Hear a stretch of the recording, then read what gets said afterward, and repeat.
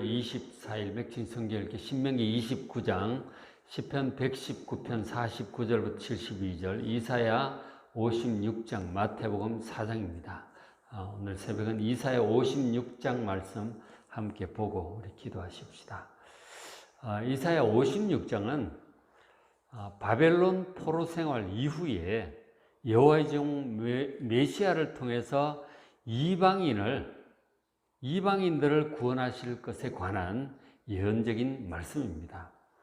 그러니까 바로 앞에 55장에 보면 우리를 구원하지 못할 것들을 위해서 헛된 돈, 헛된 수고하지 말고 하나님의 생각이 우리 생각보다 하늘처럼 높으니 하나님께 귀를 기울이라. 그런 권면의 말씀 후에 이어서 이 말씀을 하시는 것이죠. 그래서 56장 1절 보시면 여호와께서 이와 같이 말씀하시기를 너희는 정의를 지키고 의를 행하라. 왜냐? 이는 나의 구원이 가까이 왔고 나의 공의가 나타날 것입니다. 그렇게 말씀을 하셨어요. 그 앞에 정의라고 하는 것은 미슈파트라고 하는 이 히브리어는 다스리는 기준이에요. 미슈파트가 샤파트의 이제 명사인데 샤파트는 다스린다예요. 하나님께서 다스리는 기준이에요. 그것이 바로 하나님 말씀이에요. 하나님의 법도와 율례 기록된 하나님의 말씀입니다. 그러니까 말씀을 잘 지켜라 하는 거죠. 하나님의 법도와 율례 모든 교훈 이 말씀을 잘 지켜라. 그리고 의를 행하라. 이 한국말로 정의, 의, 공의 다 비슷해 보이지만 이 스다카는 행동이에요. 그러니까 하나님 말씀을 따라 행하는 바른 행동을 얘기하는 거예요. 그러니까 하나님의 말씀을 잘 지키고 그 말씀을 따라 행하라고 하는 것이죠. 그렇죠? 이는 나의 구원이 가까이 왔고 하나님의 구원이 이제 가까이 다가오고 있어요. 그리고 나의 공의가 하나님도 행하시는 거죠. 공의가 나타날 것입니다. 이렇게 말씀을 하셔요. 하나님 말씀을 잘 듣고 기록된 하나님 말씀을 따라 행하라 하는 것이죠. 그렇게 55장 앞에 나와 있던 대로 하나님의 말씀에 잘 귀를 기울이고 듣고 준행하라고 하는 것이죠. 하나님의 구원이 가까이 오고 있다 하는 것입니다. 하나님께서 백성들을 구원하시는 거 행하심, 구원의 행동, 그것이 이제 역사 속에 나타날 것이다 하는 것입니다. 그때까지 잘 붙들어라 하는 것인데, 자, 그때까지 우리가 하나님의 말씀을 따라 행해야 하는데, 특별히 가장 기본적으로 중요한 것이 이것이죠. 56장 2절에 안식일을 지켜 더럽히지 아니하며 그렇게 말씀하시죠. 이 안식일이라고 하는 것, 일상적인 일을 쉬고 하나님께 예배 드리는 날이에요. 기본적으로 일을 쉬는 거죠. 그리고 예배를 드리라고 하는 것입니다. 그래서 이 구약의 백성들 같은 경우 안식일이 토요일이었어요. 그런데 이제 신약의 백성들의 안식일은 주일입니다. 바로 일요일이에요. 이것에 대해서 이제 그 종교개혁자들, 16세기, 17세기 종교개혁자들의 신앙에 의하면 그들의 신앙을 이제 고백을 하잖아요. 신앙 고백을 제네바 신앙 고백, 파리 신앙 고백, 벨직 신앙 고백, 많은 신앙 고백들이 이제 16, 17세기 종교개혁의 그 믿음을 신앙 고백한 것인데 그 중에 이제 가장 완결판이라고 할 수 있는 것들이 영국 청교도들의 신앙 고백인 웨스트민스터 신앙 고백입니다. 우리 장로교의 신앙 고백이 그대로 그걸 수록을 하고 있는데 거기 보면 신약의 백성들의 안식일은 주일이다. 그렇게 이제 고백을 하고 있어요. 그러니까 예수님 부활 때로부터 예수님 부활하신 날이 주일이거든요. 그전에는 이제 토요일 하다가 예수님 부활 때로부터 초대교회 때부터 지금까지 신약의 백성들은 주일을, 일요일을 안식일로 지키고 있습니다. 그래서 하여간 중요한 것은 이 주일 성수예요. 주일 성수. 그러니까 일상적인 일을 쉬고 하나님께 예배드리는 이것이 신앙을 지키고 신앙을 지키는 데 있어서 가장 기본적인 것이에요. 이게 안 되면 믿음은 점점 떨어지고 결국은 하나님 떠나게 돼 있어요. 그러니까 최소한 정말 우리가 매일 성경을 읽고 새벽 기도를 하고 이런 것을 하면 믿음이 잘 자라겠지만 그것을 못하더라도 최소한 주일 성수를 해야 되는 거예요. 그것을 해야 우리가 믿음을 최저라도 지킬 수가 있습니다. 그래서 주일 성수가 굉장히 중요해요. 기본적으로 중요합니다. 그리고 이제 안식일을 지켜 더럽히지 않고, 그리고 그 손을 금하여 모든 악을 행하지 말라고 말씀을 하셨죠. 하나님 말씀을 잘 듣고 순종하여 이 악행을 하지 않도록 십계명 같은 거 잘 지키고 말씀에 순종하면 악행을 하지 않죠. 그죠? 하나님을 사랑하고 이웃을 사랑하며 살게 되죠. 이것이 신앙의 기본이에요.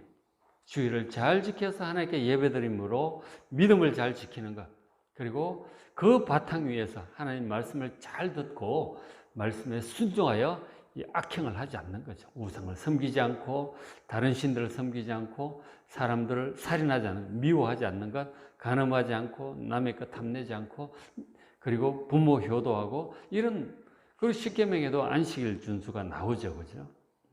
이것이 신앙의 기본이에요. 주님의 구원의 완성의 그날에 이르기까지 하나님의 모든 말씀. 그 다음에 이제 이런 말씀이 나오는데 56장 3절에 이방인 구원에 관해서 말씀하시기 전에 고자에 대해서 먼저 얘기를 합니다. 생식 기능이 없는 남자들을 얘기를 하는 거죠. 말하기를, 고자도 말하기를 나는 마른 나무라 하지 말라. 자녀도 못 낳고 이제 마른 나무라고 얘기를 하죠. 그러면서 4절에 나의 안식일을 지키고, 그죠? 주의를 잘 지키고 예배드리는 것, 이게 기본이죠.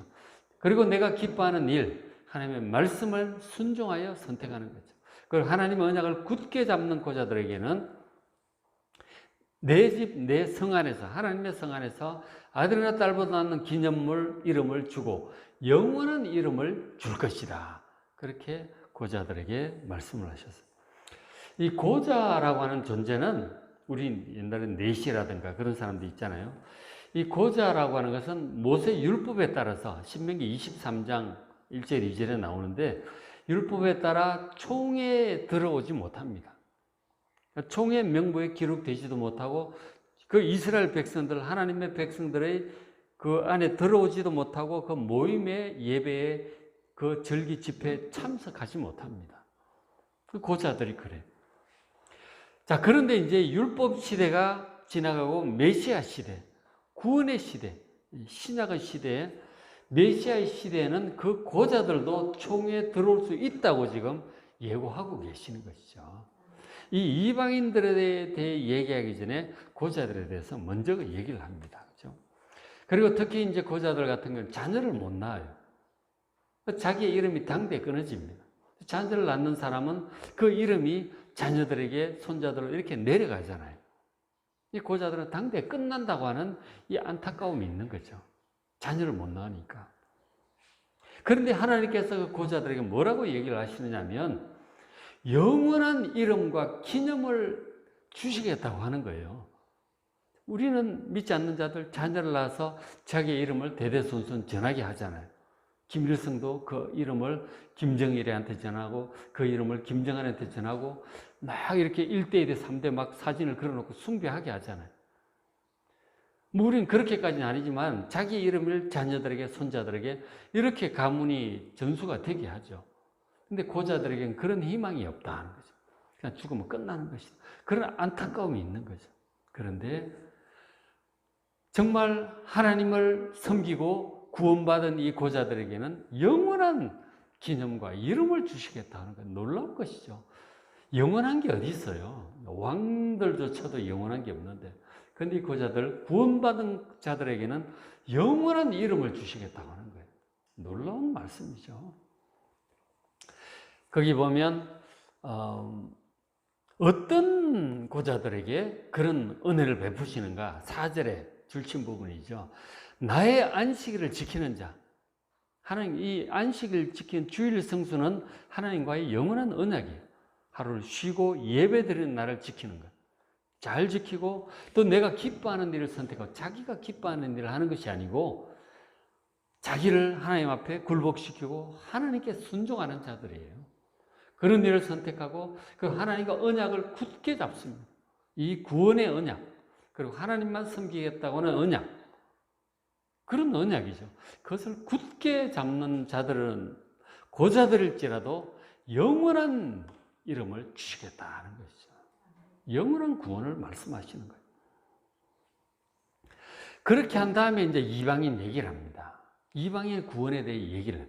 그러니까 이방인이라고 하는 존재는 어떻게 보면 이 순서상 고자보다도 못한 거예요. 구원과는 전혀 상관없는 존재인 것이죠. 그야말로 유대인들 말로 지옥의 불쏘시개에 해당하는 사람도 아니야. 이방인이라고 하는 존재는 하나님의 은혜와는 전혀 상관없는 그런 존재였던 것이죠. 원래가. 그죠? 구약의 그 시대에 생각한다면 그런 존재. 근데 하나님께서 고자도 구원하시고 영원한 이름을 주시겠다고 하시더니 바로 이어서 이방인도 마찬가지 그렇게 구원하시겠다고 말씀을 하셔요. 메시아를 통해서, 여호와의 종을 통해서. 56장 6절에 또 하고 고자 다음에 이방인 얘기하죠. 여호와와 연합하고 그를 섬기고 여호와의 이름을 사랑하며 그의 종이 되고 안식일을 지켜 더럽히지 않고 또 하나님과 언약을 굳게 지키는 이방인마다, 하나님을 제대로 섬기는 이방인마다 하나님께서 구원하시겠다는 거예요. 7절에 그들의 번제와 희생을 나의 제단에서 기꺼이 받게 되리니, 당시 이스라엘 백성들 입장에서 하나님께 예배드리는 방식은 번제와 희생을 하나님의 제단에 드리는 것입니다. 그리고 성전에서 함께 절기를 지키고 축제를 하고 찬양하고 화목제를 나누고 그렇게 했던 것이죠. 하나님을 구약 시절에 하나님을 섬기는 방식이었어요. 그러나 이제 신약 시절에 예수님 오셔서 당신의 생명으로 온전한 희생을 드린 이후에는 더 이상 번제 화목제가 필요하지 않습니다. 예수님께서 우리를 위하여 십자가에 희생하신 그 예수님께 감사함으로 찬양하고 예배를 드리는 거예요. 예배 형식이 자꾸 바뀌는 거죠. 예배 형식은 시대마다 이렇게 달라지는 거예요. 그 당시 구약 입장에서 이제 하나님께 예배 드린다고 하는 표현이 번제와 희생을 하나님께 제단에 드린다고 하는 거예요. 그 구약 시대 기준으로 볼 때 이방인이 하나님의 총회 안에 들어갈 수도 없고, 들어가서 번제, 희생, 제물, 절기 이런 거 지킬 수도 없습니다. 그런데 이방인이 하나님께 저렇게 예배를 드리게 될 것이다. 하나님의 백성들처럼 온전한 예배를 드리게 될 것이라고 지금 말씀을 해주고 계시는 거죠. 그리고 또 이는 하고 말씀하시기를 내 집은 만민이 기도하는 집이라 일컬음이 될 것입니다. 그러셨어요. 그러니까 하나님의 집이 성전은 이방인들은 들어갈 수도 없는 것이죠. 그런데 이 메시아를 통해서 메시아 시대가 오면 만민이 모든 이방 민족들이 포함되어 있죠. 만민이 거기 하나님의 집에 와서 기도를 하고 예배를 드리게 될 것이라는 거죠. 구약 시대에 상상하기 어려운 일이에요. 근데 사실 저 기도를 솔로몬 왕이 성전을 지어서 봉헌하면서 저런 기도를 했었어요. 솔로몬 왕이. 이방인들이 와서 하나님께 기도하면 하나님 들으시고 응답해 달라고 그런 기도를 솔로몬이 이미 했었어요. 그런 기도를 이미 했었다니까요. 그래서 사실은 더 올라가서 아브라함을 하나님께서 부르실 때 약속을 하셨어요. 천하 만민이 너를 통해 복을 받게 될 것이다. 구원의 복을 받게 될 것이라고 말씀을 하셨어요. 하나님의 계획은 이스라엘 백성들만 구원하는 게 아니에요. 그들을 통해서 천하 만민을 구원하는 거예요. 이스라엘 백성들이 그렇게 애지중지하던 이 성전, 자기들만 올 수 있다고 이방인들은 못 오게 하고 이방인의 뜰 따로 저 바깥에 만들어 놓고 그렇게 선민의식에 있었잖아요. 근데 이미 아브라함을 통해서 솔로몬을 통해서 성전을 봉헌할 때부터 이방인의 구원을 이미 하나님은 계획하고 계셨던 거예요. 이사야 선지자를 통해서 또 이렇게 얘기를 하시는 거예요. 여호와의 종을 통해서 하나님께서 이방인들을, 만민들을 구원하실 것임을 이미 말씀을 하셨어요. 그게 하나님의 계획이었어요. 그렇죠? 예수님을 통해서. 예수님께서 온전한 당신의 몸으로 온전한 번제와 희생제, 화목제를 드리심으로 예수님 이후에는 더 이상 번제, 화목제를 드릴 필요가 없어요. 예수님의 십자가 구원의 은혜를 감사함으로 받고 찬양하고 기뻐하고 감사하고 예배드리는 것입니다. 우리 이제 신약의 백성들의 예배는 양을 잡고 소를 잡지 않아요. 예수님의 십자가를 찬양을 하는 것이죠. 그 구원의 은혜, 온전한 구원의 은혜를 찬양을 하는 것입니다. 예배 형식이 바뀌는 것이죠. 그래서 이제 이방인들, 어떤 이방인들이 구원을 받는가? 어떤 이방인들이 하나님께 기도할 수 있고 예배를 드릴 수 있는가? 그 6절에 있잖아요. 아까 고자하고 비슷한 말씀을 하시죠. 여호와와 연합하여 그를 섬기는 이방인. 하나님과 연합하고 하나님을 주인으로 섬기는 이방인. 그리고 하나님의 이름을 사랑하여 그의 종이 되는 사람. 하나님을 정말 사랑합니다. 그리고 자기가 안 믿는 자들은 자기가 자기 인생의 주인이야. 내 인생은 나의 것. 누가 나에게 뭐라고 하느냐 그러죠. 어느 누구의 얘기도 듣지 않습니다. 그러나 이 구원받은 이방인은 하나님의 종으로 살아요. 자기가 자기 주인이 아니고 하나님의 말씀을 듣고 순종하는 종으로 삽니다. 하나님의 종이 된다고 하는 다른 표현이 하나님을 섬긴다. 그 말이 하나님의 종이 된다는 뜻이죠. 하나님 말씀을 듣고 순종하여 살아가는 사람인 것이죠. 그 다음에 안식일을 지키는 사람, 주일을 지켜 하나님께 예배 드리는 사람, 그리고 나의 언약을 굳게 지키는 자. 하나님과의 언약은 뭐 십계명부터 나오지만 다른 신을 섬기지 않고 오직 하나님만 섬기겠다고 하는 것이죠. 우상을 섬기지 않고 그 말씀에 순종하여 하나님 나라를 사모하고 그리고 부모에게 효도하고 죄 짓지 멀리하고 하나님 말씀에 순종하여 하나님을 사랑하고 이웃을 사랑하는 이 언약이죠. 다른 신을 섬기지 않고 그리고 이제 새로운 언약 예수님을 통해서 하나님을 섬기잖아요. 바로 예수님과의 언약을 굳게 지켜 삼위일체 하나님을 믿고 섬기고 따르는 사람이죠. 이런 이방인들이 구원받고 하나님께 기도하고 예배 드릴 수 있게 되는 것입니다. 그리고 영영한 언약, 영원한 구원을 받게 되는 것이죠. 자, 어떤 이방인들이 구원을 받는지 알 수가 있죠. 자, 미리 이 이사야를 통해서 말씀을 하셨어요. 자, 이제 이렇게 메시아를 통해서 우리가 이렇게 구원을 받게 되는데, 메시아가 올 수밖에 없었던 이유, 우리가 이제 구약 내내 보지만 이 참 구원받은 구약의 백성들도 마찬가지 이 죄악성이 참 문제였어요. 좀 편안해지면 또 세상 것들을 쫓아가고 그렇게 되잖아요. 하나님과 멀어집니다. 그건 이제 환난을 통해서 다시 회개하고 돌아오고 끊임없이 반복이 돼요. 우리의 어리석음과 무지함, 더 나아가서 교만함이 이런 것들을 계속 반복하게 합니다. 죄의 문제가 근본적으로 해결이 안 돼요. 그래서 결국은 메시아가 오셔서 우리를 위한 속죄를 하실 수밖에 없는 거예요. 양과 소 같고 되질 않더라는 거예요. 그래서 예수님께서 오십니다. 자, 메시아를 통해서 오시는데 메시아를 통한 구원이 불가피했던 것은 구약 시대에 하나님께서 세우신 이 이스라엘의 하나님의 종들이 정말 이러했기 때문이에요. 56장 9절 보시면 숲 가운데 모든 짐승들아 와서 잡아먹으라고 말씀을 하세요. 어떤 자들 잡아먹어요? 바로 이스라엘의 이 엉터리 같은 이 종들 때문에 그래요. 10절에 이스라엘의 파수꾼, 지금 이제 죄악과 백성들을 해치려고 하는 자들 오면 경고하고 하나님의 뜻을 잘 선포를 해야 되는데 그렇게 하질 못하는 거죠. 선지자들도 거짓 선지자들이 많고 왕도 다윗처럼 정말 백성들의 하나님 말씀을 따라 잘 섬기며 이 구원을 바라보며 가야 되잖아요. 왕들이, 지도자들이 그런 일을 해야 되는 거죠. 그런데 하나님께서 그렇게 하라고 세운 이 하나님의 종들이 전부 맹인이야. 제대로 보지도 못하고 다 무지하고 벙어리 개들이에요. 파수꾼은 얘기를 딱 지져야 될 때 잘 지져야 되는데 못하는 거죠. 벙어리 개들이에요. 그리고 이제 뭘 하는 11절에 몰지각한 목자들입니다. 이스라엘의 왕들이나 역대 수많은 왕들, 선지자들, 제사장들도 그랬어요. 그들의 어리석음과 죄에 대해서 선지서에서 통렬하게 이제 책망을 하죠.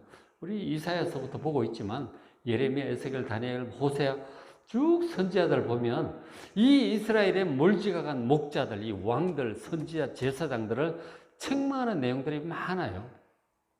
그들이 제 역할을 감당하지 못하면 이 백성들이 전부 잘못 가는 거죠. 구원의 길로 가지를 못해요. 이 지도자들이 정말 중요한데, 정말 제대로 잘하는 지도자들, 이 왕들이 몇 없어. 다윗이라든가 여호사밧, 요시야 왕, 히스기야 왕, 그런 왕들 외에는 대부분이 그냥 그렇지를 못해요. 선지자들도 성경에 기록된 참 선지자들 있잖아요. 엘리야, 엘리사, 이사야, 예레미야, 다니엘, 이런 선지자들 외에 훨씬 더 많은 거짓 선지자들이 백성들을 잘못 이끕니다.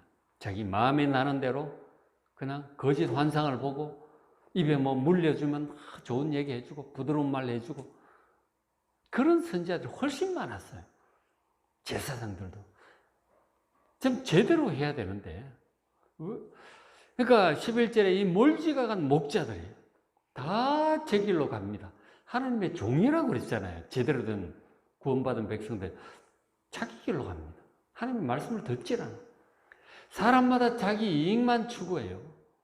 자기 관심사, 자기 이익만 추구합니다. 그래 무슨 하나님의 종이 되어 백성들을 바른 길로 인도해요. 그러지를 못하는 거죠. 그러면서 하나님 말에 11절, 오라 내가 포도주를 가져오리라. 먹고 즐기자는 거죠. 육신적인 즐거움을 추구합니다. 우리가 독주를 잔뜩 마시자. 그러면 내일도 오늘같이 크게 넘칠 것이다. 육신 힘이 있고 이러니까 위치도 있고 돈도 있고 힘이 있잖아요. 그거 가지고 자기 육신의 즐거움을 추구하는 거죠. 자신의 관심사만 이루기 위해서 그렇게 사는 거예요. 백성들의 구원을 위해서, 바른 길로 가기 위해서, 하나님께 제대로 예배드리고 그렇게 하기 위해서 노심초사했었던 다윗처럼 이사야나 엘리야 선지자처럼 그렇게 하질 않아요. 사무엘처럼 그렇게 해야 되잖아요. 다 자기의 육신적인 관심사를 따라서 이 주어진 위치와 그걸 가지고 그렇게 쓰고 있는 거죠. 하나님 주신 지위, 하나님 주신 능력, 직분, 이런 걸 가지고 백성들을 섬겨야 될 거 아니에요. 하나님 뜻을 따라 갈 수 있도록 자신의 어떤 것들을 다 위해서 사용을 하는 거죠. 예수님께서 오셨는데 사탄이 그렇게 시험을 하잖아요. 이 돌로 네가 하나님의 아들 아니냐? 능력 있지 않느냐? 이 돌로 떡을 만들어 먹으라고 유혹을 하는 거죠. 하나님 주신 능력으로 자신이 육신의 욕심을 이루는 데 사용을 하라고 하는 거죠. 그 구약의 지도자들이 전부 그렇게 많이 한 거예요. 그러나 예수님은 단칼에 거절하시죠. 하나님만, 사람이 그렇게 육신으로 사는 게 아니다. 하나님의 입으로 나오는 말씀으로 사는 거라고 단칼에 물리치죠. 그렇게 해야 되는 거예요. 그런데 그렇게 하지 않고 하나님 주신 능력, 직분 이거 가지고 다 자신의 육신의 어떤 그걸 이루기 위해서 사용을 하는 것이죠. 저러했기 때문에 나라가 결국 망했잖아요. 북이스라엘도 망하고 남유다도 망하고 망하는 거라고요. 그렇게 되면. 그래서 결국은 이 인간 지도자들이 저러니까 제대로 안 되는 거죠. 결국 하나님의 아들, 진짜 참 지도자 메시아가 그래서 오실 수밖에 없는 거예요. 그 예수님을 통해서 우리를 온전한 구원의 길로 인도하십니다. 어느 누구의 말보다 우리의 참 왕이요 참 지도자요 우리를 구원하실 그 예수님 말씀 잘 듣고, 누구의 말보다 예수님 말씀 잘 들으시고 믿고 순종하며 행하는 여러분 되시길 바랍니다. 오늘 맥체인 성경 읽기 신명기 29장, 인간의 죄악성과 결국 메시아를 통한 구원의 예언이 신명기 29장에 있어요. 이 백성의 죄악 정말 보통 문제가 아닙니다. 그 죄악과 하나님의 구원의 섭리, 신명기 29장, 신명기 29장부터 그 32장까지 굉장히 심오합니다. 이 구약 성경 전체에 대한 어떤 예언적인 내용이에요. 시편 119편 하나님 말씀, 이사야 56장, 마태복음 4장, 예수님이 사탄의 시험에 그 말씀으로 물리치는 그런 내용이 있죠. 잘 읽으시고 은혜 많이 받으시기 바랍니다.